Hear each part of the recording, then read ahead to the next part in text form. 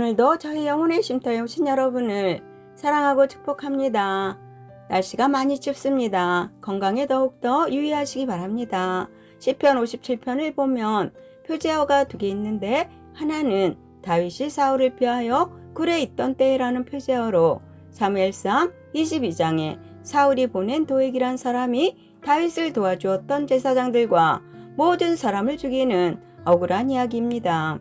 또 하나는 알다스에시라고 멸하지 마소서라는 의미를 가진 말입니다. 그래서인지 사무엘상 24장에 그렇게 나쁜 사울을 죽일 수 있었음에도 죽이지 않고 하나님이 일하시도록 참았다는 이야기예요.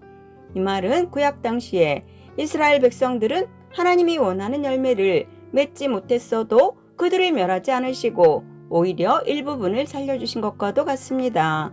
그 중에 사무엘상 24장을 살펴보면 다윗이 사울을 피해 도망하면서 엔게디 광야 동굴에 숨었을 때 그것을 본 어떤 사람이 사울에게 일렀어요. 그랬더니 사울이 자그만치 군사 3,000명을 데리고 잡으려고 쫓아온 것이지요. 그래서 다윗 일행은 들염소 바위 옆에 동굴로 숨었어요. 그런데 제 생각에는 하나님이 자기가 기름 부어 세운 다윗을 시험하시는 것 같은 마음이 듭니다. 다윗이 자기 부하들과 깜깜한 동굴 속에 숨어 있었는데 글쎄 사울 왕이 뒤가 머리웠는지 동굴 안으로 들어옵니다. 왕인 사울에게 호위병이 하나도 없을 때는 이런 상황뿐이었겠지요. 그러니 다윗과 함께 있던 부하들은 하늘이 도우시는 거라며 죽이라 합니다. 그런데 다윗은 원수를 죽이고 평안히 살 수 있는 절호의 기회였지만 하나님이 세우신 종을 죽이면 하나님을 대적하는 것이라 생각해 사울이 볼일 보려고 벗어놓은 옷자락 끝을 조금 자르고 맙니다. 그리고는 볼일 보고 동굴로 나간 사울에게 큰 소리로 죽일 수 있었음에도 죽이지 않았다라고 말하면서 잘라낸 옷의 조각을 증거로 보여줍니다. 그렇게 죽은 목숨에서 다윗 때문에 살아난 사울이 뭐라고 고백했을까요? 나는 너를 학대하되 너는 나를 선대하는구나. 내가 오늘 내게 행한 일로 말미암아 여호와께서 내게 선으로 갚으시기를 원한다고 말씀합니다. 나는 내가 반드시 왕이 될 것을 알고 이스라엘 나라가 내 손에 견고히 설 것을 안다고 고백합니다. 사울의 항복선언이고 다윗이 통일 왕국의 왕으로 세워지는 보상을 받는 사건이지요. 이렇게 멸할 수 있었는데도 멸하지 않는 사건을 말합니다. 따라서 다윗이 도망 다니면서도 하나님을 의지한 시편 57편이 주는 교훈은 원수를 죽일 수 있음에도 하나님께 맡기며 때를 기다릴 줄 알아야 합니다. 편 57편은 두 단락으로 나누어지는데 1절로 5절은 눈에 보이는 현실에 대한 단식과 부르짖음, 또 6절로 11절은 하나님이 도우실 거라는 신뢰와 확신을 표현하는 것으로 구분됩니다.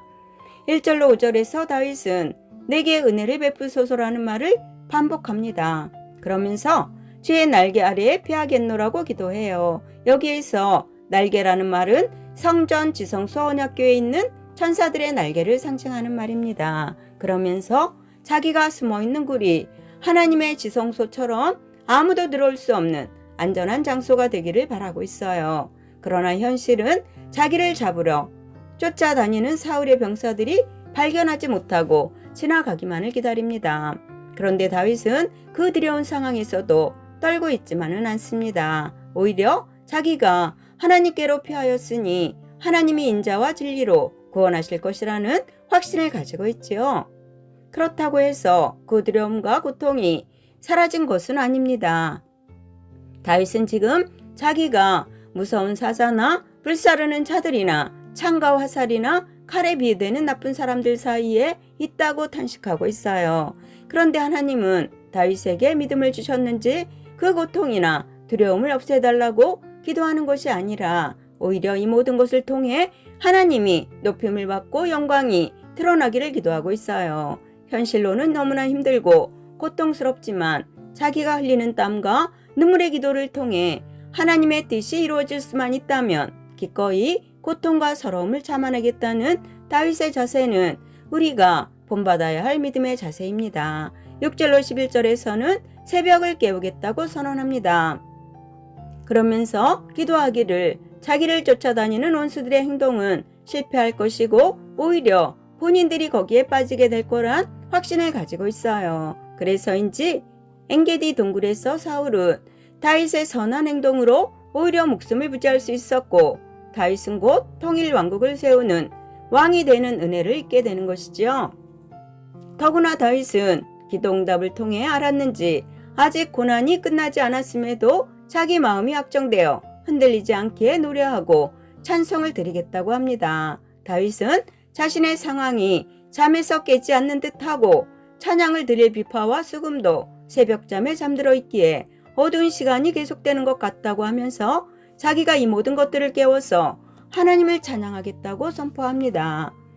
우리가 믿음으로 하나님의 은혜를 구할 때 우리의 눈이 하나님의 일하심을 보게 되며 우리의 마음은 하나님을 향해 견고해지고 확실해집니다.